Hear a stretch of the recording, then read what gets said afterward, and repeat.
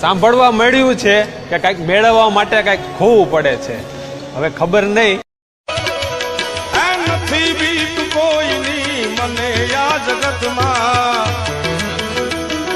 ફક્ત એક મારા, બસ એક મારા, ફક્ત એક મારા ભોળાનાથથી.